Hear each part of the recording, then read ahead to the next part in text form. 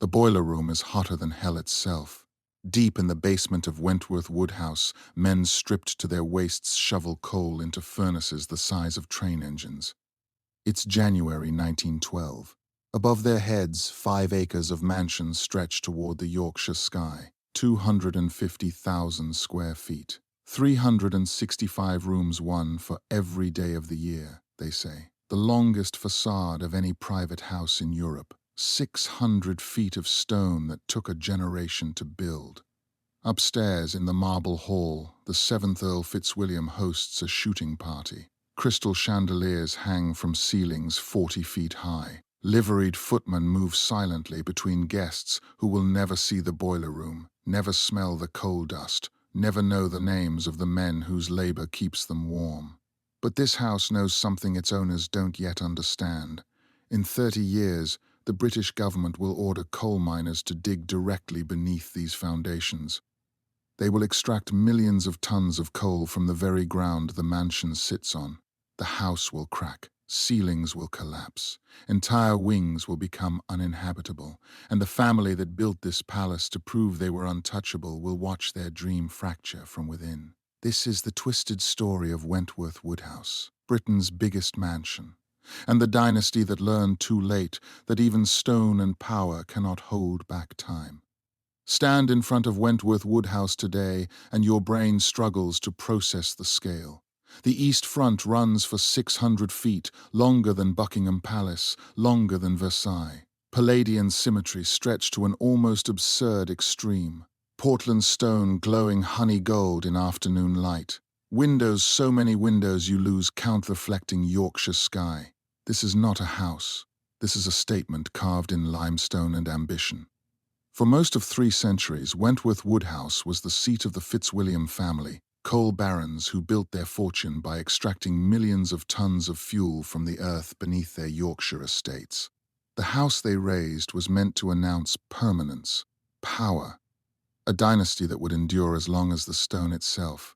But beneath every gilded ceiling lies a darker truth. The ballrooms were built by workers whose names appear nowhere in the histories.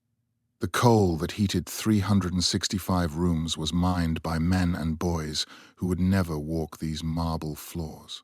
And when the 20th century arrived with its wars, its taxes, and its shifting loyalties, the family discovered that even the largest mansion in Britain could not protect them from forces they did not control. This is the story of Wentworth Woodhouse. But it's also a story about the cost of grandeur, about the invisible hands that built beauty, about a family that commanded an empire of coal but could not prevent their palace from cracking above the very seams that made them rich.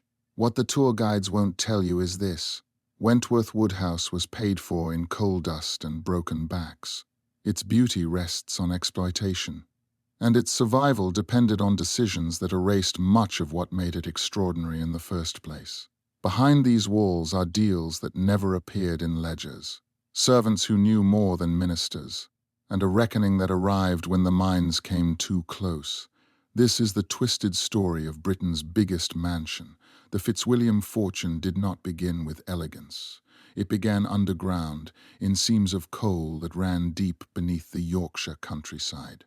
By the late 17th century, the family had accumulated vast land holdings across South Yorkshire, territory that happened to sit atop some of the richest coal deposits in England. Mining rights belonged to the landowner. The Fitzwilliams owned the land. Therefore, they owned what lay beneath it. And what lay beneath it would make them among the wealthiest families in Britain.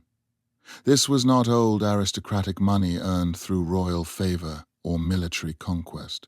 This was industrial wealth, extracted ton by ton from the earth by men who worked in darkness for wages that barely kept their families fed. The coal went to cities, to factories, to the furnaces of the Industrial Revolution.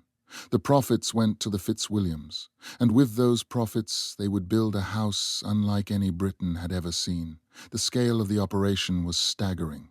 By the 18th century, the Fitzwilliam estates controlled multiple coal pits across Yorkshire: Elscar, Greasborough, Parkgate, Thorncliffe. Each pit employed hundreds of men. Boys as young as 8 worked as trappers, sitting in darkness for 12-hour shifts, opening and closing ventilation doors as coal carts passed. Older children hauled baskets of coal on their backs through tunnels too low for adults to stand upright. Men worked at the coalface with picks and shovels, breathing air thick with dust that would destroy their lungs within a decade. The conditions were brutal even by the standards of the time. Cave-ins were common. Flooding killed men by the dozen. Explosions from methane gas, fire damp the miners called it, could incinerate an entire shift in seconds.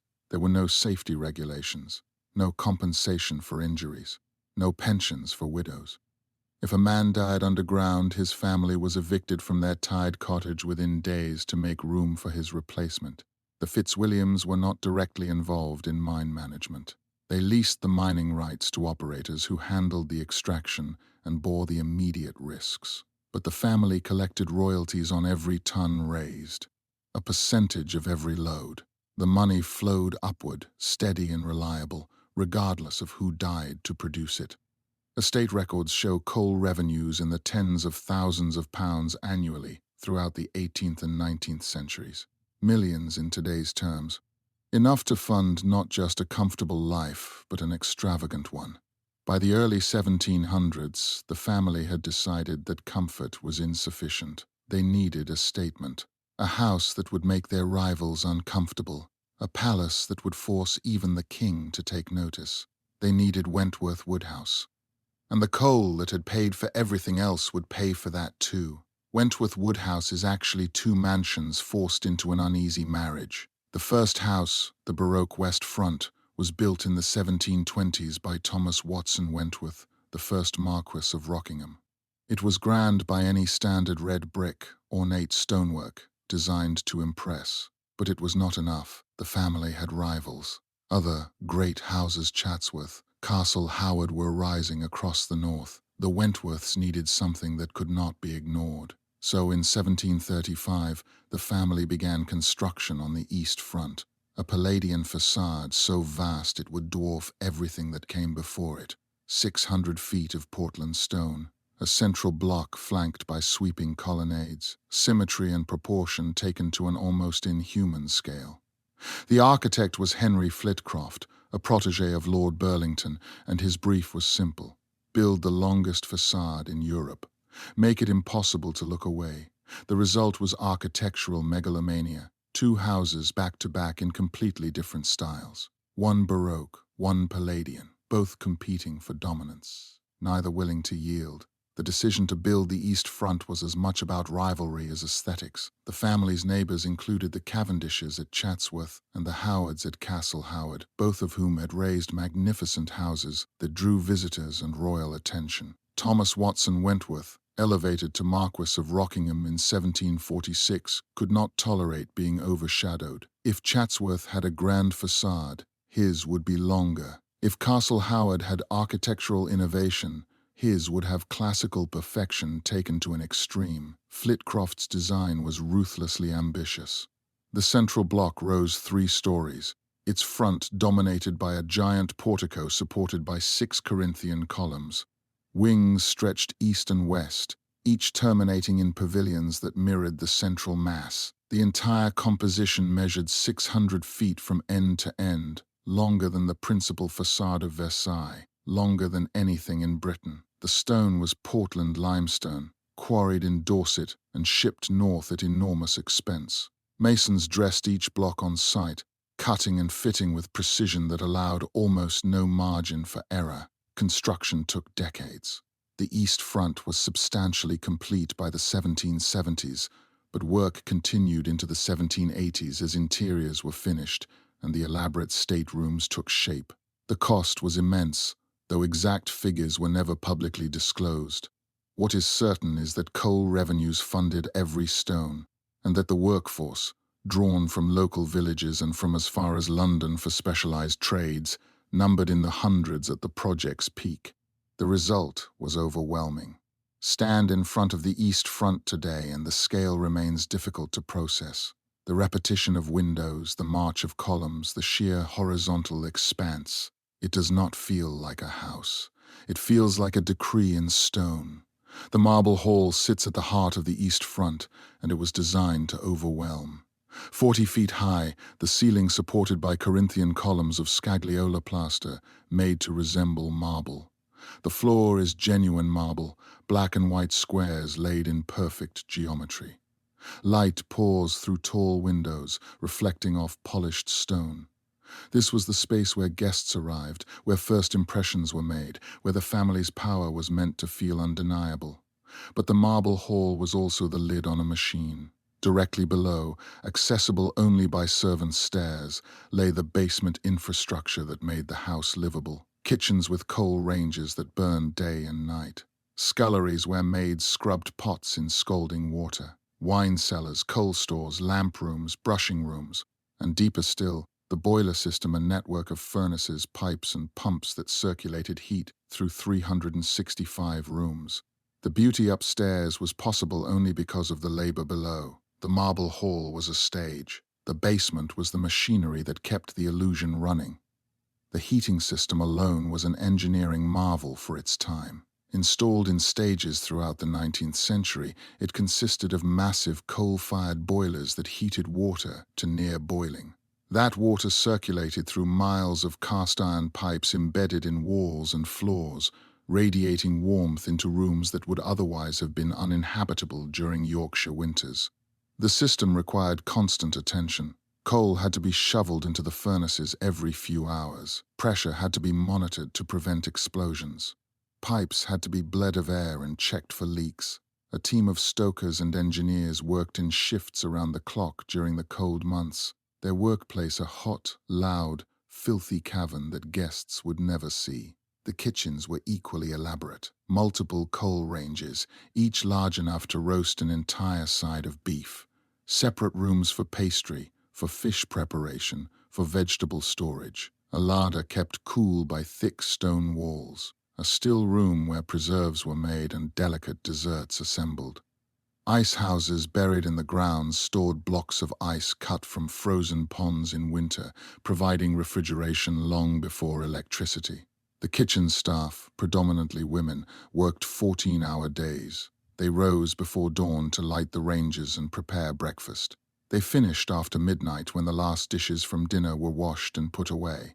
Above this industrial foundation, the marble hall presented a vision of effortless refinement. Guests ascending the front steps passed beneath the portico and entered a space of cool classical harmony. Their eyes lifted to the coffered ceiling. Their feet clicked across polished marble. They saw beauty. They did not see the system. That was the point. The machinery was hidden so the magic could feel real.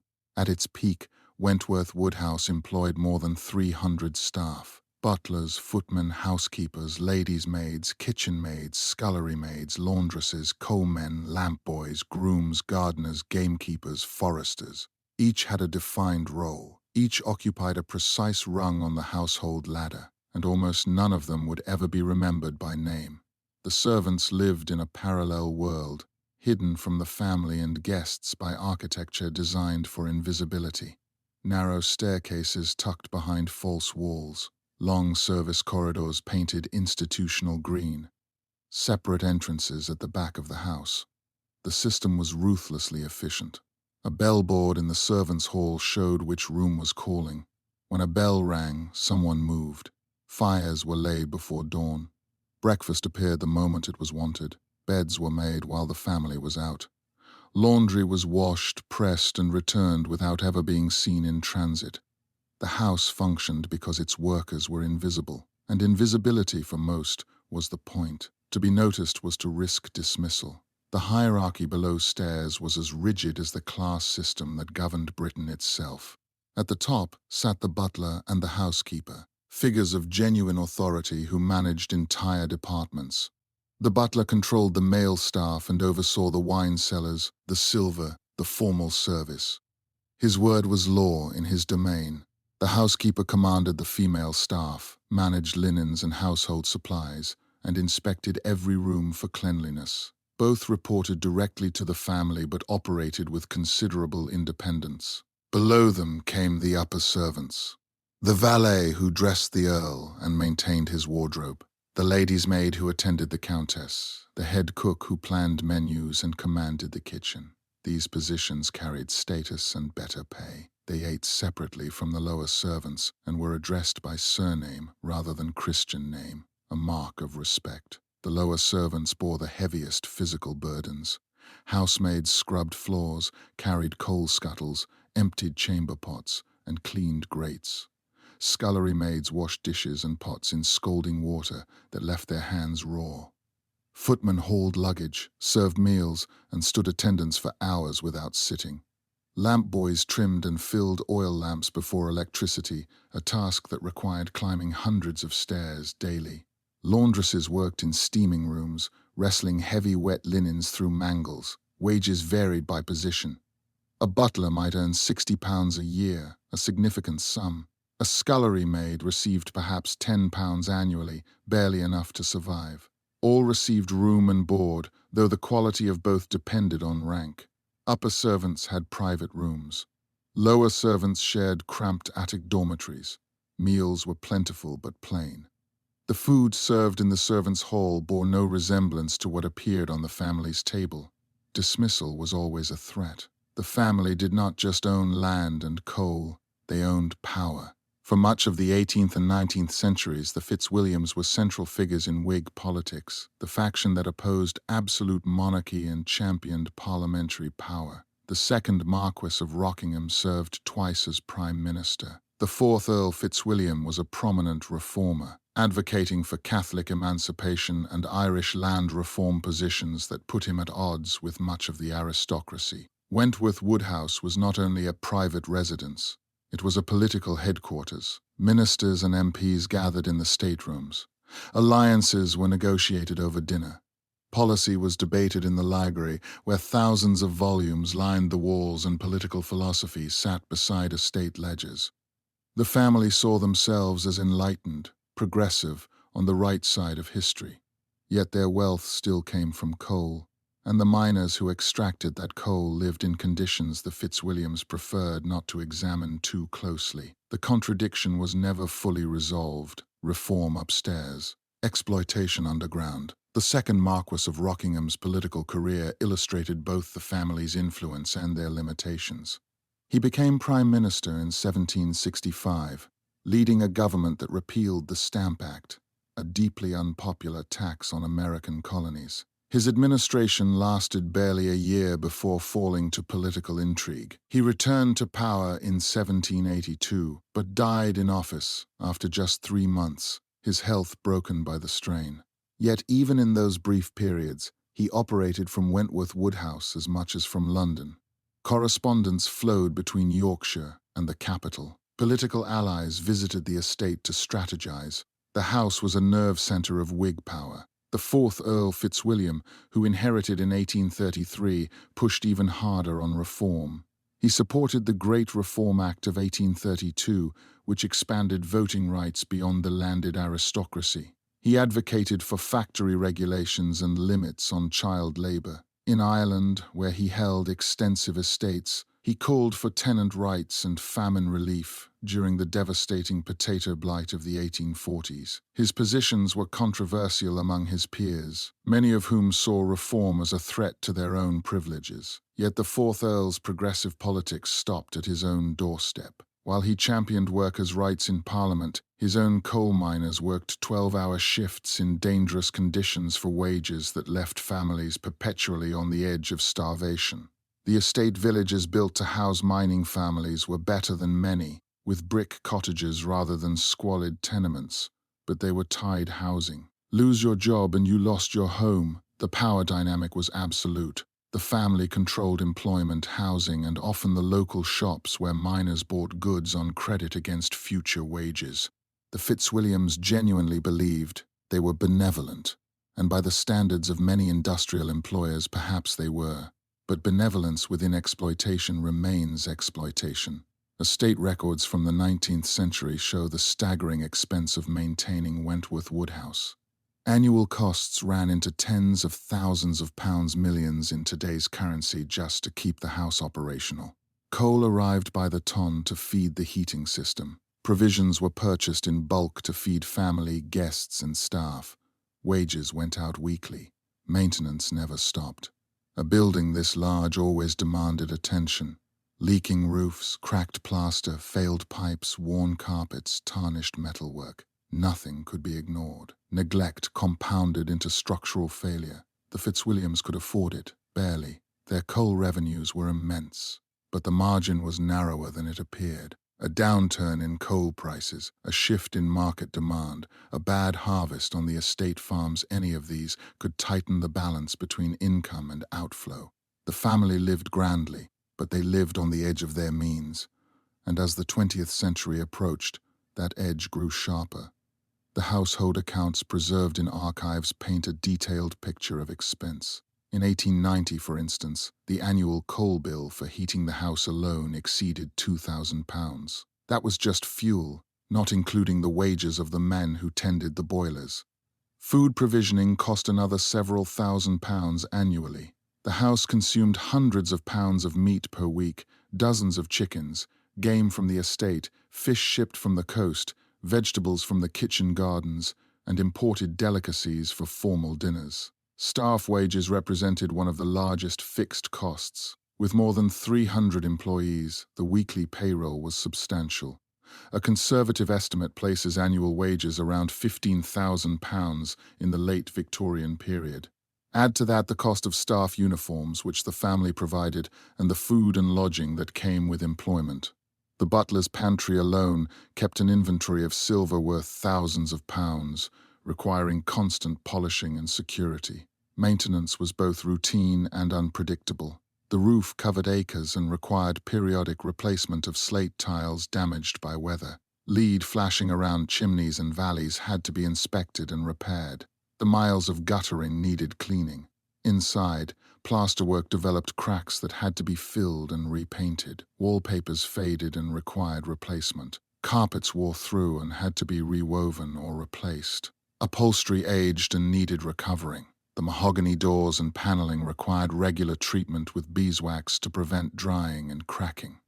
Then came extraordinary expenses. A major project, redecorating a stateroom or installing new plumbing, could cost thousands. When electricity was introduced in the early 20th century, wiring the entire house represented a capital investment comparable to building a new wing. Technology brought convenience, but also ongoing costs. Generators required maintenance. Electrical faults demanded expert attention. The family could meet these expenses during good years. Coal prices stayed high through much of the Victorian era. The mines produced reliably, but the system had no buffer. There was no margin for prolonged downturn. The First World War shattered the world Wentworth Woodhouse had been built to inhabit. Young men from the estate and the surrounding villages enlisted or were conscripted. Many did not return. The house itself was requisitioned for military use, parts of it converted into a convalescent hospital for wounded soldiers. The stable yards became staging areas. The staterooms, where prime ministers had once dined, now held rows of iron beds. The 7th Earl Fitzwilliam supported the war effort publicly, but the conflict drained resources and disrupted the social order the family depended on. Servants left for war work or factory jobs that paid better wages. Coal production continued, but labor was scarce and strikes more frequent. And when the war ended in 1918, the world that emerged was different. The old certainties, deference, hierarchy, the unquestioned authority of landowners were cracking. Wentworth Woodhouse stood as magnificent as ever, but the ground beneath it had shifted. The transformation happened quickly. In August 1914, when Britain declared war on Germany, the estate still functioned much as it had for a century. By November, the rhythms had changed completely. Male servants enlisted in waves, drawn by patriotic fervor and the promise of steady military pay. The footmen went first, then the grooms, then the gardeners. Women stepped into roles previously reserved for men, serving at table, managing the stables, even handling some of the lighter maintenance work. The house itself was offered to the War Office and accepted. The East Front's grand rooms were cleared of furniture, which was stored in closed wings. Hospital beds arrived by the dozen. Medical staff, mostly volunteer nurses from upper-class families, moved into the servants' quarters. The marble hall, designed to impress visiting dignitaries, became a reception area for ambulances bringing wounded men from the Western Front. The smell of antiseptic replaced the scent of beeswax and flowers. The wounded who convalesced at Wentworth Woodhouse saw a world they would never have glimpsed in peacetime. Working-class soldiers, many of them miners or factory workers, slept in rooms beneath gilded ceilings. They were served meals by volunteers who were themselves the daughters of earls and barons. The class barriers remained. Nursing staff were still addressed as Miss, while patients were called by surname only, but proximity forced recognition. These men had fought for an empire that had given them almost nothing in return. Their sacrifice bought them temporary access to a world that would exclude them again, the moment peace returned.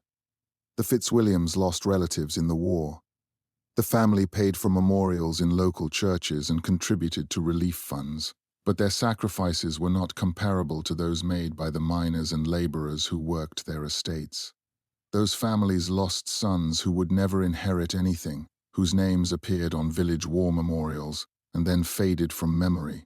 Through the 1920s and 1930s, the Fitzwilliams fought to maintain the illusion of permanence. The house still hosted shooting parties, still received guests in the staterooms, still employed a large staff. But behind the facade, the economics were brutal. Death duties, inheritance taxes, introduced to fund post-war reconstruction, struck hard with each generational transfer. Coal revenues, while still substantial, faced increasing competition from oil and electricity.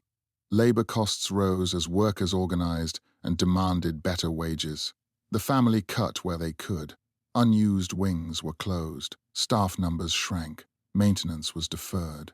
The house remained impressive, but it was no longer flawless. Paint faded, gilt dulled. Small cracks appeared in plaster and were left unrepaired. The Fitzwilliams were not destitute, but they were no longer operating from a position of unassailable strength, and the worst was yet to come. Death duties struck with particular force.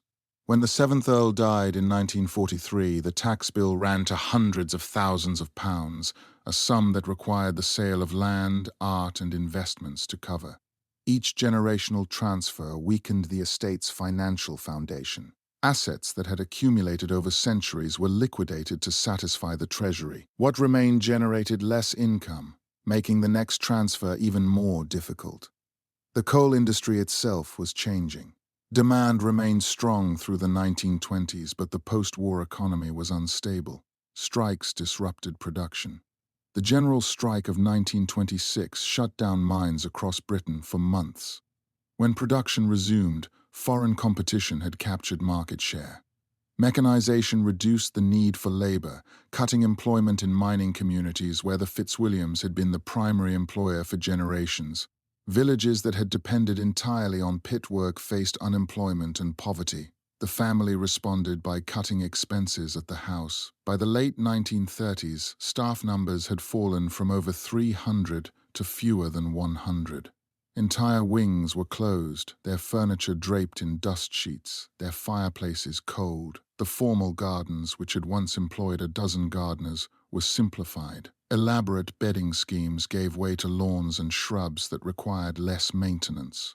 The kitchen gardens still produced, but the glass houses fell into disrepair as heating them became too expensive. Entertaining became less frequent and less elaborate. The great shooting parties that had defined the social calendar through the Victorian and Edwardian eras shrank or disappeared. The house was still occasionally opened for important guests, but the days of week-long gatherings with dozens of visitors were over. The family had always lived publicly, their home a stage for political and social theatre. Now they began to retreat, occupying a smaller portion of the house and living more privately. The structure remained imposing. The façade still stretched 600 feet, but the light behind many of those windows had gone out. In 1947, the newly elected Labour government nationalised Britain's coal industry. The Fitzwilliams lost control of the mines that had funded their dynasty for centuries. Compensation was paid, but it was far below market value. Almost immediately, the National Coal Board began aggressive extraction beneath the Wentworth Woodhouse estate. The family protested, Mining so close to the foundations would cause subsidence, they argued. The house would be damaged, perhaps irreparably. The coal board did not care, or perhaps they cared very much. Emmanuel Shinwell, the Minister of Fuel and Power, reportedly despised the aristocracy and saw the Fitzwilliams as symbols of everything wrong with Britain's class system. Orders were given. Mining continued. The house began to crack. Ceilings sagged. Floors buckled. Entire rooms became unsafe. The damage was catastrophic and deliberate. The family that had built their fortune by digging coal from the earth now watched helplessly as that same earth was torn from beneath their home. The politics were stark. The Labour government, elected in a landslide in 1945, was committed to building a welfare state funded by nationalizing major industries. Coal was strategic.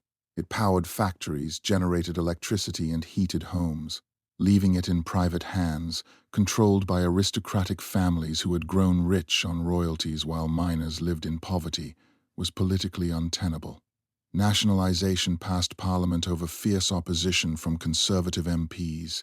The Fitzwilliams and other coal-owning families received compensation based on average pre-war revenues. It was a fraction of what the mines were worth. The family called it confiscation. Shinwell, a working-class Scot and long-time Labour firebrand, made no secret of his contempt for the landed gentry. When the Fitzwilliams petitioned to prevent mining beneath the house, citing the risk to a building of immense historical importance, Shinwell reportedly dismissed the complaint. The house, he argued, had been built on coal profits extracted from workers who had no choice, who had died underground to fund the aristocracy's extravagance. If the house cracked, perhaps that was justice. The coal board moved quickly. New shafts were sunk on the estate. Seams directly beneath the house and its gardens were targeted for extraction. The mining was not subtle. Entire chambers were emptied, leaving voids that the earth above slowly collapsed into. The surface began to settle. At first, the movement was slight. Doors that had closed smoothly became stiff. Windows no longer fit their frames perfectly. Then the cracks appeared. Hairline fractures in plaster widened into fissures. Cornices separated from ceilings. In the staterooms, heavy chandeliers hung from plasterwork that was visibly sagging. Engineers were called. Their reports were grim. The house was subsiding unevenly. Structural damage was accelerating. Without intervention, sections would become uninhabitable. The intervention required millions of pounds the family did not have. By the 1950s, Wentworth Woodhouse was failing structurally. Subsidence from the mines had destabilized foundations. Water seeped into basements. Sections of the roof gave way. The family could not afford the repairs. The house was too large, too damaged, too expensive to save in its entirety. Wings were abandoned. Furniture was sold. Paintings left for auction houses. The 8th Earl Fitzwilliam died in 1948, and his successor, the 10th Earl, inherited a crumbling palace and a near-impossible task. He tried. Rooms were shored up. Emergency repairs were made. But it was triage, not restoration. By the 1970s, much of the house stood empty. Staircases led to locked doors. Corridors ended in rubble. The longest façade in Europe was attached to a structure that was, in many places, actively decaying. The family held on as long as they could. In 1989, the contents of the house were sold at auction. In 1999, the family finally left. Wentworth Woodhouse, Britain's biggest mansion, was empty. The extent of the damage became fully apparent only as rooms were inspected systematically. In the east front, cracks ran floor to ceiling in multiple state rooms. The marble hall developed a visible tilt, the floor no longer level. The Palladian columns, though structurally sound, stood at angles slightly off vertical, creating a disorienting effect. Upstairs, entire ceilings had collapsed. Plasterwork lay in heaps on the floor. Rain came through holes in the roof, soaking floors and accelerating rot in structural timbers. The 10th Earl, Thomas Wentworth Fitzwilliam, attempted to stabilize what he could. He hired engineers who recommended steel supports to prevent further collapse. Temporary roofs were installed over the worst sections. But the costs were overwhelming. Each repair revealed additional problems. Fix one crack and two more appeared. Patch the roof in one area and leaks developed elsewhere. The house was too large to save completely. Choices had to be made. The family began to retreat into a smaller portion of the building, occupying rooms in the west front that were less severely damaged. The vast east front, the architectural triumph that had once announced the family's power, was closed. Furniture was moved out, consolidated, or sold to raise funds. Paintings and artworks accumulated over generations went to auction. Sotheby's catalogues from the 1980s and 1990s list dozens of items from Wentworth Woodhouse, old master paintings, Georgian silver, rare books, tapestries, sculpture. Each sale generated cash but eroded the collection that had been integral to the house's identity. By the 1990s, maintaining even a reduced household was unsustainable. Staff were let go. The remaining family members, aging and exhausted, faced reality. They could not save Wentworth Woodhouse. In 1999, they moved out. The house stood empty for the first time in nearly 3 centuries. After the family's departure, Wentworth Woodhouse passed through a series of owners, none of whom could afford to restore it fully. It was sold to a businessman, then to a preservation trust. Each tried and struggled. The scale of decay was overwhelming. Estimates for full restoration ran into hundreds of millions of pounds. In 2017, the Wentworth Woodhouse Preservation Trust purchased the house with the goal of saving it as a heritage site. Grants were secured. Restoration work began. Roofs were patched, ceilings stabilized. The marble hall, closed for decades, was reopened. Slowly, painfully, the house was being pulled back from the edge. But restoration came with compromise. To generate income, parts of the house were opened for tours, weddings, corporate events. The family's private world became public spectacle. The staterooms where prime ministers had gathered now hosted paying visitors with cameras. The house survived, but it survived as something different. Not a home, a monument, a museum, a warning. The Preservation Trust faced challenges beyond structural repair. The house had been empty for years. Vandals had entered through broken windows. Thieves had stripped lead from the roof. Water had poured in, destroying floors and saturating walls. Mold and rot had taken hold. Before restoration could even begin, the building had to be made secure and weathertight. That alone required millions. Funding came from multiple sources. Historic England, the government body responsible for protecting heritage sites, provided grants. The National Lottery Heritage Fund contributed. Private donors, moved by the house's plight, gave what they could. But the total needed far exceeded what grants and donations could provide. The trust had to find ways to make the house earn its own keep. Tourism offered the most obvious path. Visitor numbers grew as restoration progressed and more rooms became accessible. The sheer scale of the house drew crowds. People wanted to see the longest façade in Europe, to stand in the marble hall, to walk corridors where prime ministers had once plotted. Entry fees generated income, though not enough to cover the full cost of ongoing work. Weddings and corporate events brought in more substantial revenue. The staterooms, once private spaces reserved for the aristocracy, were now available for hire. Couples exchanged vows in the same rooms where Whig politicians had once debated policy. Businesses held conferences beneath ceilings built to impress foreign dignitaries. The transformation was pragmatic but jarring. The house had been designed for exclusivity. Now it survived through inclusion. Restoration work prioritized the most historically significant spaces and the areas at greatest risk of collapse. Roofs came first. Without weathertight roofs, everything else would fail. Then structural supports to prevent further subsidence damage. Then, piece by piece, the staterooms were brought back. It was slow work requiring specialist craftspeople and expensive materials. Every decision involved compromise between historical accuracy and practical necessity. Wentworth Woodhouse was built to last forever. It was designed to announce power, wealth, permanence. The Fitzwilliams believed that stone and scale could secure their legacy. They were wrong. The house stands barely, but the world it represented is gone. What remains is a lesson in the limits of grandeur. Wealth cannot insulate you from history. Beauty built on exploitation carries a reckoning. And even the largest mansion in Britain is fragile when the ground beneath it shifts. The house was paid for in coal, built by laborers whose names are lost, and maintained by servants who were meant to stay invisible. The family that commissioned it believed they were creating something permanent. Instead, they created evidence of ambition, of excess, of a system that treated land, coal, and human labor as resources to be extracted without consequence. Wentworth Woodhouse endures, but not as its builders intended. It endures as a question.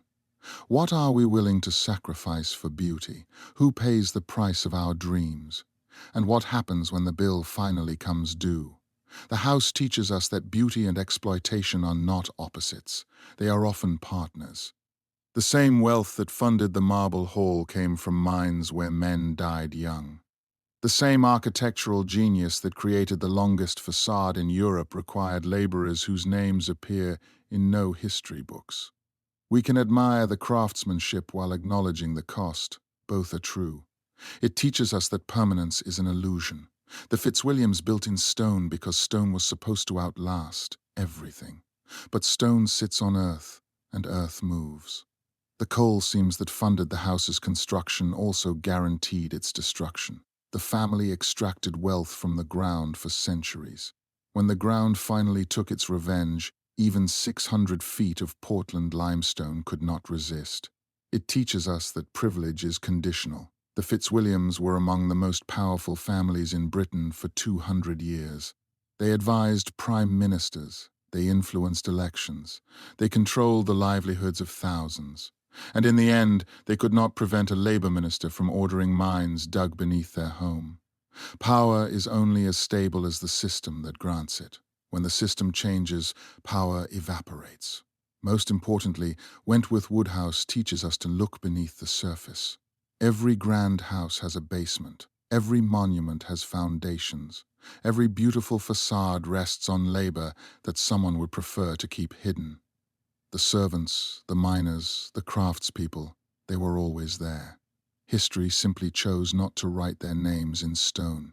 The house survives now because enough people decided it was worth saving, not as a shrine to aristocracy, but as evidence, as a place where we can confront what grandeur actually costs, as a reminder that even the largest mansions are, in the end, just buildings.